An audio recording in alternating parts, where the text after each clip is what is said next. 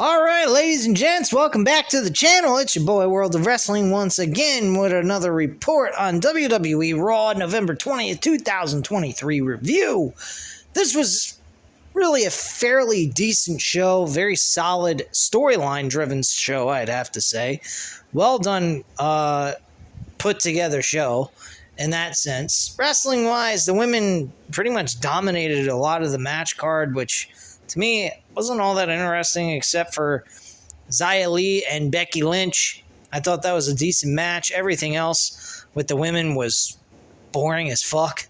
Didn't give two flying shits. Drew McIntyre was awesome last night. I absolutely enjoyed his promo work that he kickstarted the show with. He did an excellent job. We found out who the fifth member of Cody Rhodes' team is going to be. Of course, we all knew it was going to be the Viper Randy Orton. They made the announcement. He did not make the appearance. My feelings on that is real simple. I have nothing against the idea of bringing about the idea of him actually, saying that he's going to be at Survivor Series. That kind of clarifies things. It doesn't overshadow the anticipation of CM Punk since they are in Chicago.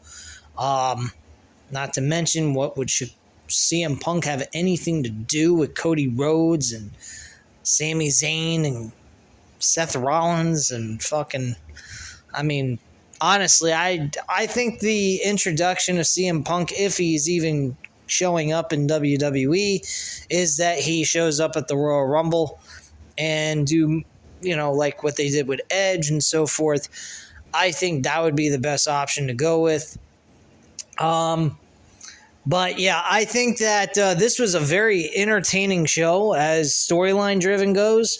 Wrestling, again, was not the high-end point for me except for the main event with Drew McIntyre and Jey Uso. They did a match to determine who's going to get the advantage in War Games for the men. So I enjoyed all of that stuff. I thought that was very good stuff.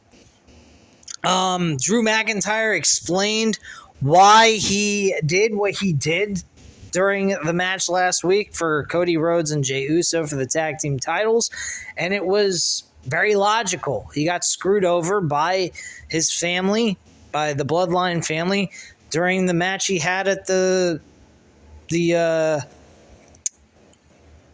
I forgot the damn name of the fucking show. Jeez. Clash at the Castle, excuse me. I kept thinking Castle what? I have no idea, but I have the actual wrestling DVD, so it gave me the information I needed. Clash at the Castle in 2022 in September of that year, so I do remember the month and the year that it happened, but can't remember the specific name of the fucking event. Isn't that entertaining? Anyway, my girlfriend's sitting here laughing her ass off while she listens to me do this review. How funny. Anyway. So, he gives great explanation. Bloodline screwed him over during Clash at the Castle when he had Roman Reigns beat in the UK. Let me see here. And he thinks that he dislikes Jey Uso, and he never got an apology from Jey Uso for doing what he did. So he was pissed off about that, and he wanted revenge, and he got it. And he took the offer that Judgment Day was giving him to give him the ability to fight Jey Uso inside of a cage so he can rip him from limb. He didn't do it so he can join the Judgment Day. Actually, throughout the entire show, Judgment Day and him were not getting along. They just were willing to work together in this specific matchup since they needed a fifth man, and he took the offer, and that's why he's there. So we're not going to see him actually join the Judgment Day in any capacity. It's just a one-time only thing, so we think. It could end up turning into a permanent thing for all we know. But anyway, let me go specifically into what was said. Drew McIntyre standing in the middle of the ring as we go live into the arena. The crowd is booing him. McIntyre says he's not Dominic Mysterio. He's earned the right to talk, and they will listen. People are feeling a certain way after what happened last week. McIntyre says he is most upset by the reaction. He's been called a coward and a backstabber. He's been the same person this entire time. McIntyre didn't lie one time and isn't now. If they've been paying attention to the show, it's obvious. If you're a fan of his, you already know. If you've turned on him, you were never a fan in the first place and doesn't give a damn what you think. McIntyre did to Jey Uso what Jey never did for him.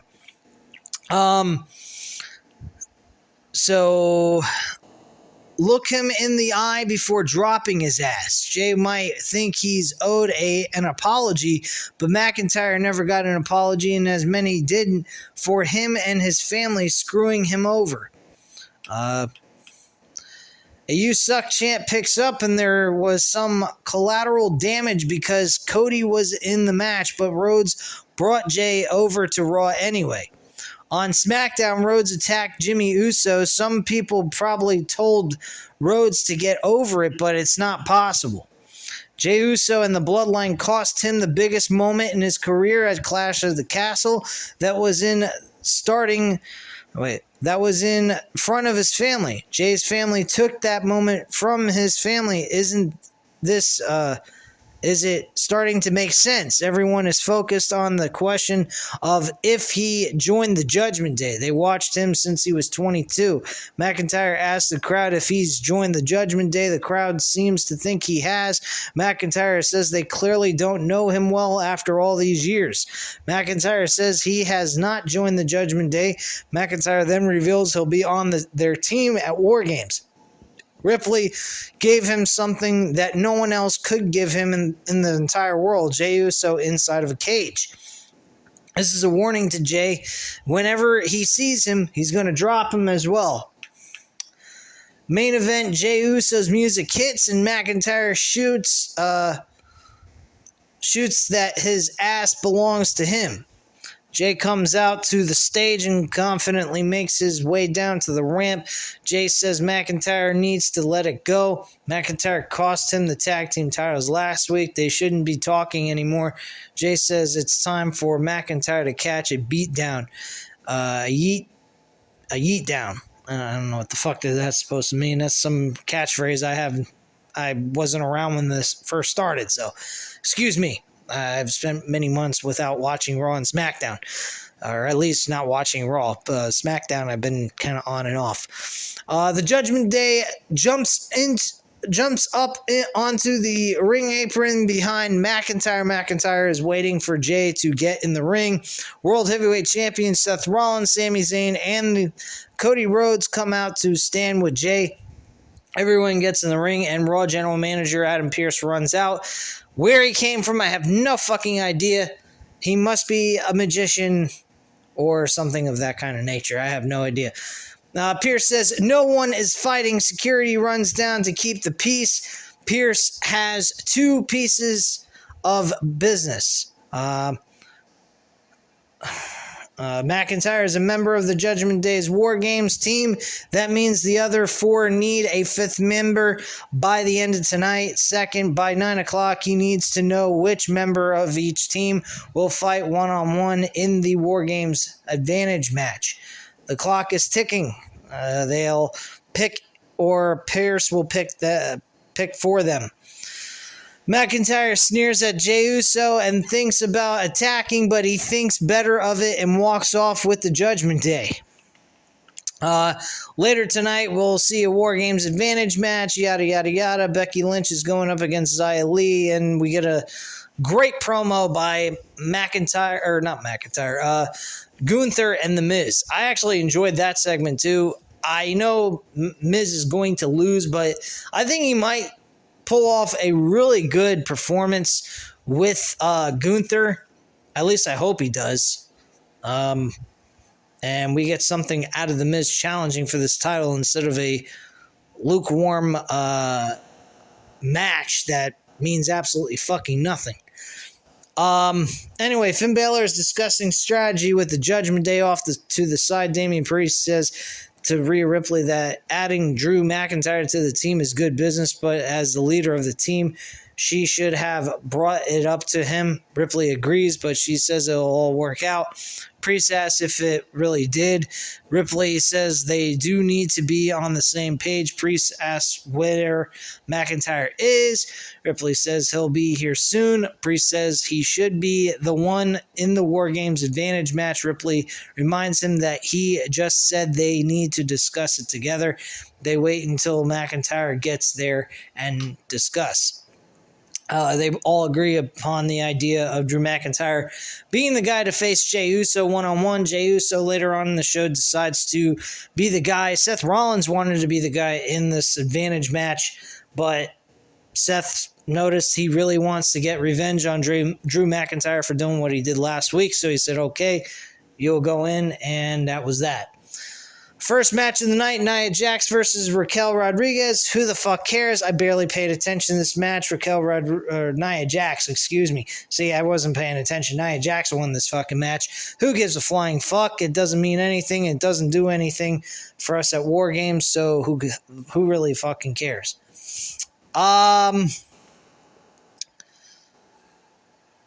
Next up, we have backstage segment. We already talked about this. Jey Uso's the guy.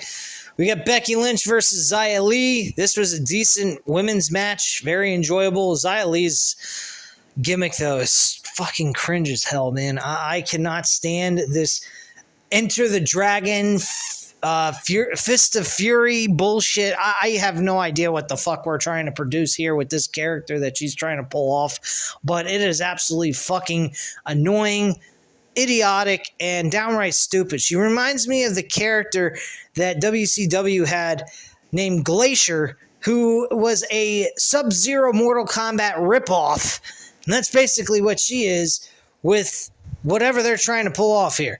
And it looks absolutely ridiculous. They even have fucking graphics of electricity coming off of her body.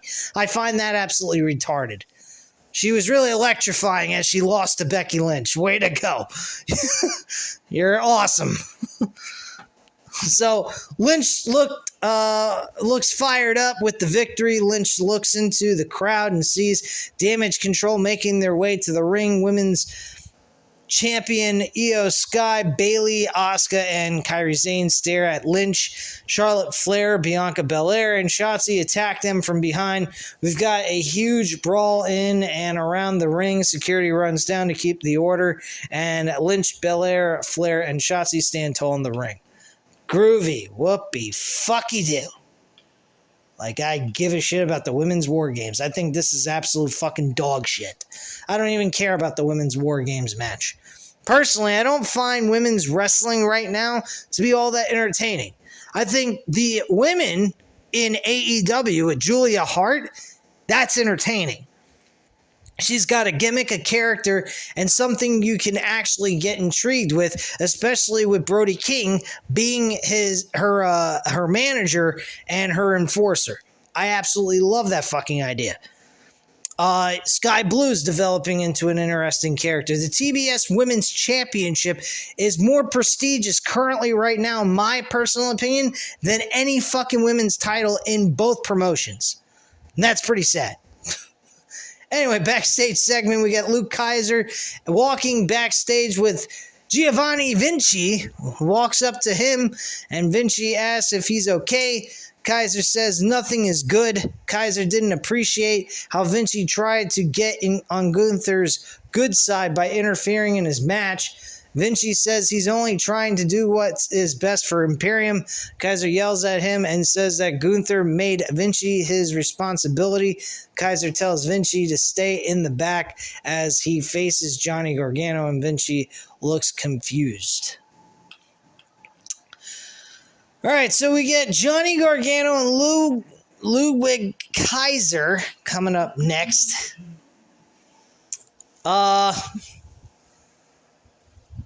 So this match, I'm really dumbfounded that Johnny Gargano didn't get an entrance, but granted, his music now sucks. I don't know what the fuck they've done with Tommaso Ciampa and Johnny Gargano's music, but they had a lot better tag team music than what they got now.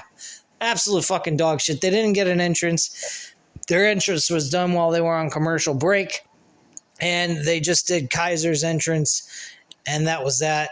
Johnny Gargano ends up winning the match, though. Gargano kicks Kaiser, who is distracted in the face, and hits a one final beat for the win and gets the victory. So Kaiser ends up being irate, and Vinci looks unfazed. So backstage earlier today, Raw General Manager Adam Pearce was receiving complaints from WWE's women's roster. I think this has to do with the whole the Fatal 4-Way Tag Team Women's match that so had to happen, you know. It was very important that we had to see 8 women compete for a fucking meaningless tag team title that has no real tag teams in the division to begin with. But we still have to have the match anyway. Right? Right. Anyway.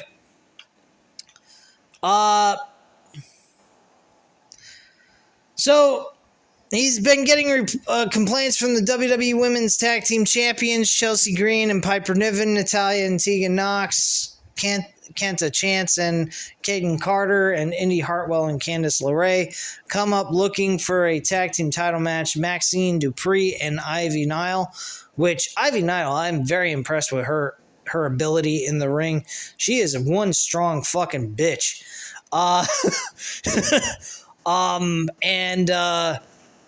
I think she's definitely somebody that people should take notice, because that battle royal she was involved in, she did a good job, and she was pretty damn good in this Fatal 4-Way tag team match. Despite the fact that she's not on the winning end of things, she's looking pretty good in these matches. I'm very impressed with what they're doing with her, and I'm really happy with what she has to offer in the ring. She is pretty damn good. She reminds me a lot of Zoe Stark. I really like Zoe Stark. I know that she's not going to win anything, and she ain't got nothing going into this that gives me any belief that she will.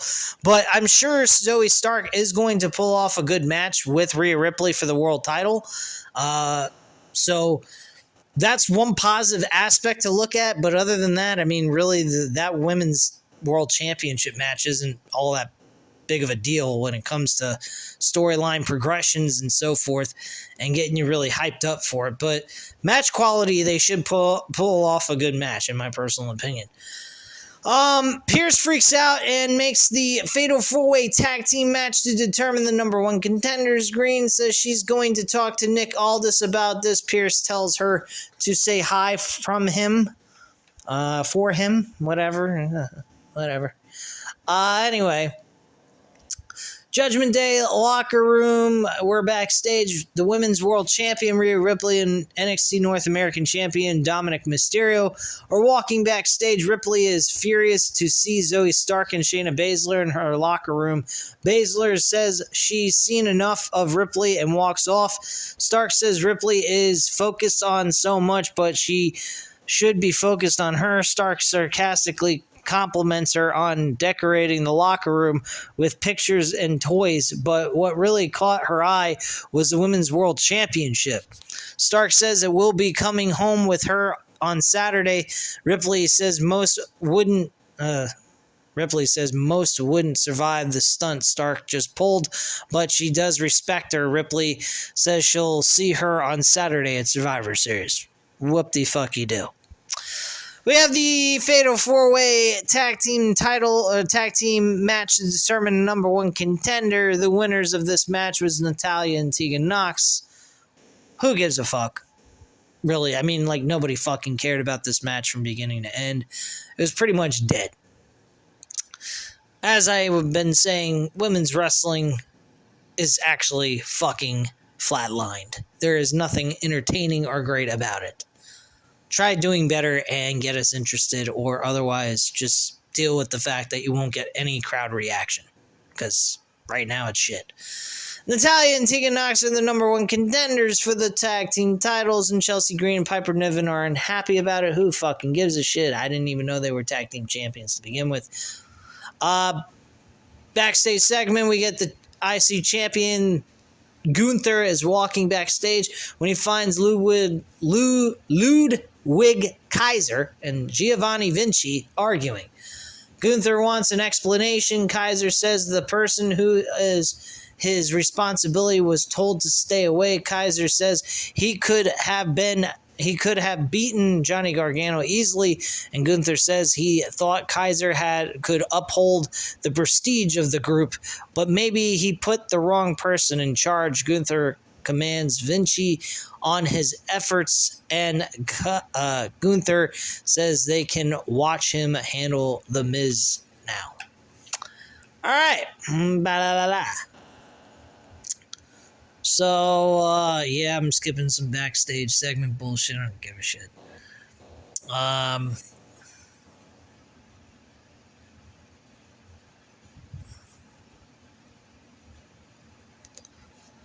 So, we do get confirmation that SmackDown will have the ability to join the Raw team for Cody. So, I guess this is to make logical sense TV-wise so that if they do decide to go in the route of a SmackDown superstar, that they will make sense of it and it won't make them look like absolute imbeciles. Smart move, creatively, I guess. All right, so Gunther and Miz are going face-to-face in the ring. The Miz is standing in the ring. Miz says before Gunther comes out here and sucks the life out of the arena, which I highly feel that's the case, he says he has something to say. Miz has one word: respect. It's respect for all the WWE superstars and the fans for what they do. Sure, if we voice our opinion, though, you'll tell us to go eat shit and learn our, pretty much stay in our own lane and mind our business and just enjoy the show for what it is. Thank you. Or maybe that's just Vince telling you to say all that bullshit. Thankfully, we don't have Vince in creative, so maybe we won't be getting those kinds of comments on social media platforms from these cocksuckers. Anyway, that brings him to Gunther's lack of respect for everything Miz has done. The IC champion Gunther makes his way to the ring, further disrespecting Miz by cutting him off mid-sentence. Gunther smirks at Miz and calls him Mike instead of Miz. Gunther says he wants to clarify something. It's not a lack of respect, it's the fact that he has no respect for him at all. Not that I can't disagree, because The Miz has the ability to give us great matches. He's done it in the past, but yet puts a lack of effort in his job.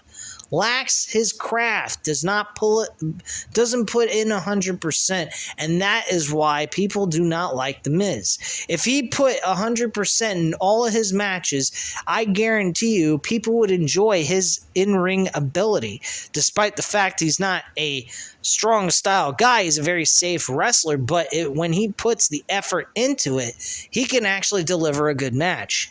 We don't see that from him all the time, which is why the comment that Gunther said is 100% correct. We shouldn't give him any respect because he doesn't put the 100% effort every time he goes in that ring. And that's the problem. This sacred ring is for fighting and competition. Miz just is an entertainer. An entertainer, just an entertainer. And Miz rolls his eyes, and Miz says Gunther is making entertaining into a negative. Miz is proud to be an entertainer. He's a WWE superstar because he gets it done inside the ring and out, just like all the superstars he grew up loving. They were larger than life, like Macho Man Randy Savage, yeah. Rick Rude, Mr. Perfect Kurt Hennig, the Heartbreak Kid Shawn Michaels, and Bret the Hitman Hart. Miz wanted to be the kid to get the Hart sunglasses as well. They all held that prestigious title, so he thrived, learned, and battled for 20 years so he could hope and pray to hold the same title that his heroes held. The reason they're still talked about and remembered is because they're not a one-note robot like Gunther. Interesting. But he plays a very interesting villain. He is a very interesting villain. I don't know how he's going to ever pull off a babyface run, but we all know that wrestlers at some point in their career play both roles, babyface and villains. So it should be interesting someday they decide to move him over to a babyface run. That is going to be interesting how he's going to pull that off. But the way he acts now, it really works for a heel run, personally. So Gunther chuckles and says Miz is pretty entertaining. Gunther is pretty amused by him, and Miz will amuse him further. He's been to the top of the mountain and been knocked off time and time again. He rebuilds and adapts. That's what makes an entertainer immortal. Yeah, you do not adapt. You do not rebuild yourself. You are a fucking joke. You've actually went down the toilet since you became WWE champion.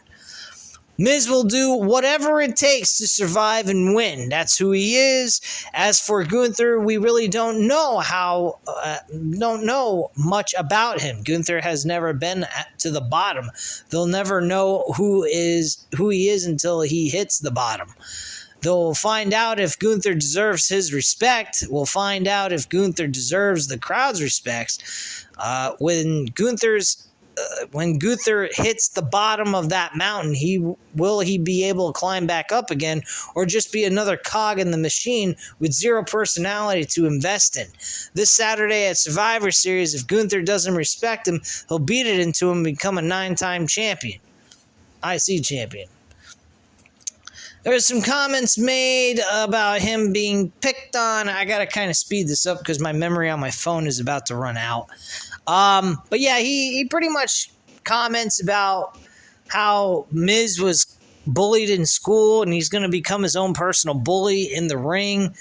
And the USA chant comes out. He totally smacks the shit out of the fans, saying that they're insecure like little Mikey. And that's pretty much that. I mean, Gunther does get topped by The Miz, surprisingly enough, but through a low blow.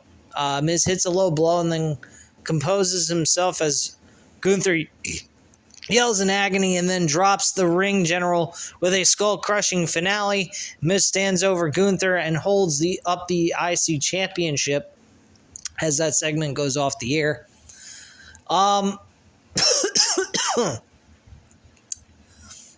So, more stuff with Jey Uso and Seth Rollins. They pretty much talk about how he just wants him to get the win. We really need it. Yada, yada, yada. Ivar and Valhalla are shown. Valhalla says Big Bronson Reed will lose his hand if he sticks it in a wolf's mouth. And Ivar says the earth will shake when he challenges Reed to a match, which is later on agreed upon. Shinsuke Nakamura and Chad Gable is next in a one-on-one match. This was a fairly decent match. Shinsuke Nakamura gets the W. Chad Gable continues to lose. Whoever thinks that Chad Gable is going to beat Gunther for the IC title, please stop smoking the crack. It's not doing you any good. With him constantly losing all the time and then beating Gunther for the championship makes absolutely no fucking sense. So I hope those opinions have died down and there is no one thinking that at this point in time with the role that Chad Gable has been on, which is an absolute losing streak. Drew McIntyre is walking backstage when Judgment Day walks up to him. Damian Priest gets in his face and McIntyre says he doesn't need their help. Priest says they weren't offering. Ripley wishes him luck and McIntyre says he won't just win the advantage. He'll take Jey Uso out as well, and McIntyre walks off. Priest says Priest says he better do it. Yada, yada. Bronson Reed accepted the challenge. We get the War Games main event match for the advantage. Drew McIntyre wins this match clean, actually. After the match is over, we get a full-out brawl. Things are going chaotic and insane. We finally get the reveal of who it is. It's Randy Orton as the 5th member. And on top of all of that, you see Jey Uso in the corner of the screen kind of having like a really concerned look. Like, oh shit, another one I fucked over and injured, and he's going to be on the same team with me. That should be very, very interesting how that all plays out. Maybe they have a backstage segment of Survivor Series to actually confirm that Randy Orton's not going to fuck over Jey Uso during this match and beat his ass. Or maybe we'll get a nice surprise at the end of the match and Randy Orton turns heel and beats the fucking shit out of Jey Uso on top of it. Who the hell knows? But it should be interesting, should be fun. Anyway, guys, at this time, you know what to do. Hit the like button if you like this video. Hit the subscribe button if you're not already subscribed to the channel. And leave a comment down below. I'll definitely get back to you on that. Thank you guys very much for watching. And have a great night, guys. Bye.